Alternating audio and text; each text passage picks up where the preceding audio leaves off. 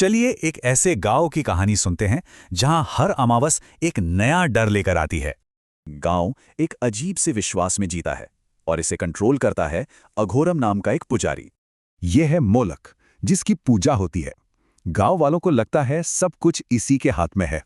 लेकिन इस डर के पीछे एक बहुत बड़ा धोखा है, एक ऐसा राज जिसने सबको जकड़ रखा है। और अजीब बात यह है कि वो इन बलियों को कोई श्राप नहीं बल्कि एक आशीर्वाद मानते हैं। मगर कहानी तब बदलती है जब शहर से कोई आता है और इस परंपरा पर सवाल उठते हैं। ये है राकेश, एक सरकारी अफसर। उसे एक बिल्कुल मामूली से काम पर गांव भेजा गया है। उसका काम है ये पता लगाना कि स्कूल में बच्चे इतने कम क्यों हो गए हैं। और यही एक सवाल राकेश को एक बहुत ही भयानक सच की तरफ ले जाता है। उसे कुछ बच्चे एक पुराने मंदिर के पास मिलते हैं जो एक बहुत ही अजीब खेल खेल रहे थे। एक बच्चे के ये मासूम शब्द एक खौफनाक हकीकत की तरफ इशारा करते हैं। उसी रात राकेश को एक डरावना सपना आता है, मिट्टी की वही मूर्ति और पेट में जलती आग।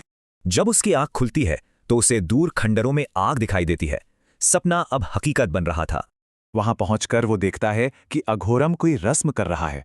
राकेश उससे भिड़ने का फैसला करता है।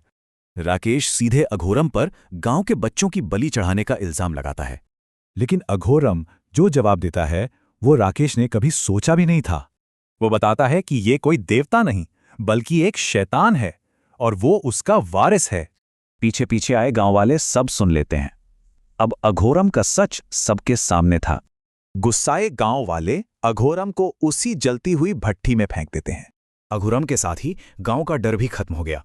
अब सब तरफ शांति थी। लेकिन क्या बुराई वाकई खत्म हो गई थी? अगली अमावस कुछ और ही कहानी कहती है। एक साया दबी हुई मूर्ति को बाहर निकाल रहा है। ये और कोई नहीं, अघोरम का बेटा है। वो कसम खाता है कि अपने पिता की विरासत को आगे बढ़ाएगा। बुराई का ये सिलसिला जारी रहेगा। तो क्या इसका मतलब है कि कुछ बुराइयां कभी खत्म नहीं होती, बस एक से दूसरे तक पहुंचती हैं?